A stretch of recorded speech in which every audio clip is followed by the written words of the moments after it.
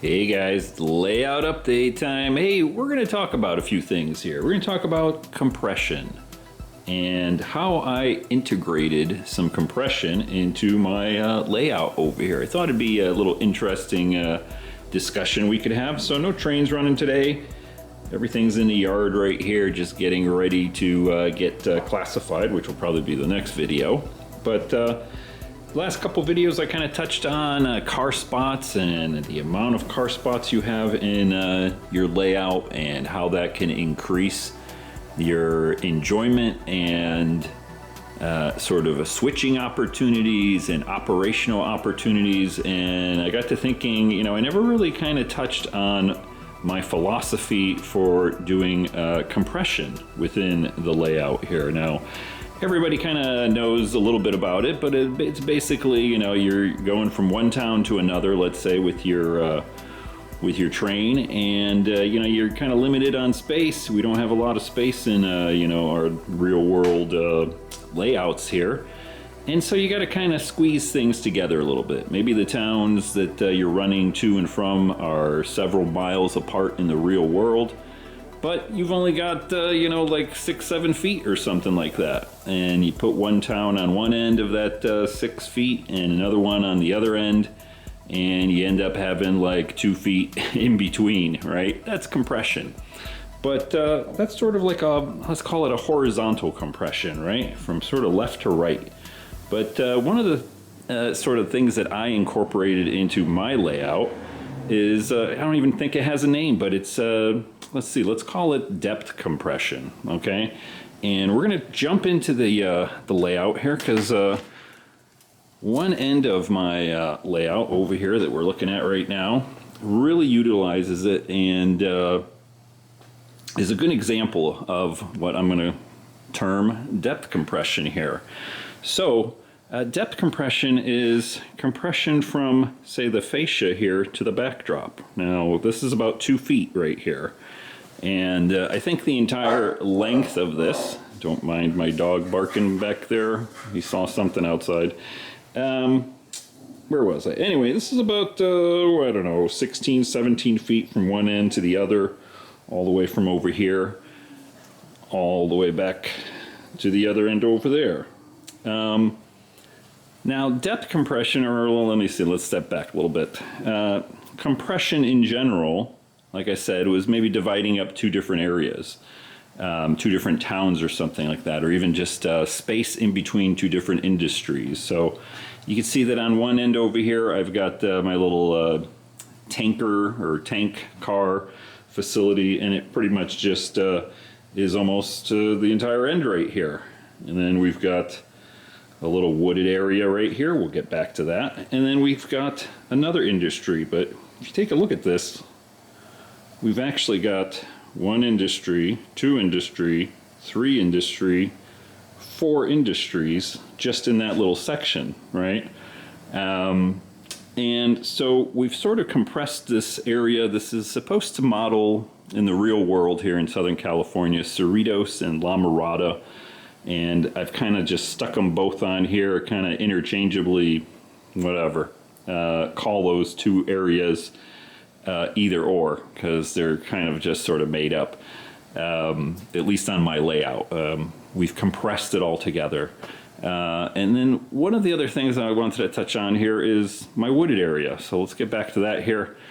I wanted to have something that divides these two areas, the tanker facility back over here, and our little lumber yard right over here.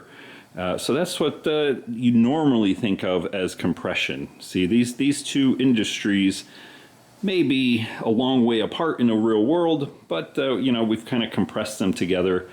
And then what I've used is a little scenery divide or scenery only area, which is this little wooded area here that just kind of separates the two.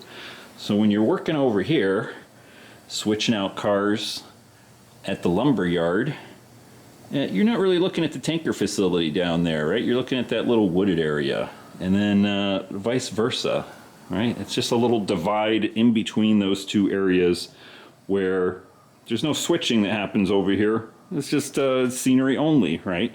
So that's sort of Same idea here when we're working on our tanker facility. You're not really focusing in on the lumberyard way back there 15 miles away in the real world kind of thing, right? But now depth compression here, I guess, is what I'm gonna coin it, like I said. So a lot of times when you have a layout like this, and like I said, it's about 2 feet, you know, from backboard to the fascia right over here. Got a little bit of a jog right here, a couple inches where I ended up putting a runaround over here, and we'll get back to that. But now normally you might have a train or your track that runs right through the center of this, and you have an industry over on this end, and maybe you have an industry over there. But what I've done is I've put my industries as flats over on that end, and the main line is actually not running through the center over here. It's actually running off to, you know, almost towards the backboard right there. Just, I don't know, this little area right here from backboard to the tracks there is about 6 inches, 7 inches, something like that. And then we've got a big open space, and we've got more track over here. Now, what that does is it sort of is compressing even more in depth here. We've got industries that are up towards the front here, and then you've got industries that are back in the back over there, right? And so that, again, we're multiplying our industries, multiplying our car spots, and multiplying how much different operational opportunities you have here, right? Instead of using this whole area just for one industry, like I said, we've actually got 1, 2, 3, 4 industries back here, just on that little area. Now, if you look at the 2 industries here, the tanker facility and this guy right here, the lumber facility, and then also our little Shasta beverage, which is, you know, everything's always in progress there, so don't mind that it's not very scenic yet. The whole idea when I was building this out was, you know, I thought about putting like little islands kind of coming out a little bit. So, you know, the train would kind of pull off of the main line, come out this way, and maybe come out at an angle like here, have a little island that was maybe 2 feet out into this area, and you would have a facility there. Same thing, you know, coming off of the main line back there. Maybe I even did a little crossover here in the center, and then had another little island that came out. Well, what I did was I took those islands and kind of compressed them. I squeezed them all into the same yard. So coming out here, just kind of squeezed it in. So now the line that's over here, picture it maybe, you know, in the real world, this is maybe several miles and it comes way out here, and all of this stuff is not, you know, a foot away from those industries, but on the layout it is over here, and we sort of compressed all that stuff. So not running your main line right through the center kind of gives you a little bit of depth compression here with industries towards the back and industries towards the front. Now, you might have seen things like that in other people's layouts, and however they came up with it, whether in the planning phases or just out of necessity for adding more track and stuff. You might see people that have the layout here, and then they have a little mountain or, you know, cliff or something, and they have a step up with a line that runs up above it, and then maybe another one that line goes above that. Same idea, except I've kind of compressed it all, and so we get the main line in the back, and we have a whole nother set of industries and stuff here at the foreground, right? And that's what I'm going to call depth compression here. So just another idea that you may want to consider when you're working on your layout and you're into operations and into running trains, as opposed to just sort of what's it called, you know, sort of just rail fanning. You know, then you can just have one line running through the scenes and make all sorts of beautiful scenes if that's what you're into. Fantastic. But if you're looking to increase the operational capabilities and you're into sort of the switching aspects of model railroading, something to keep in mind is doing sort of like a depth compression like this. And again, this side of my layout, is a perfect example of it.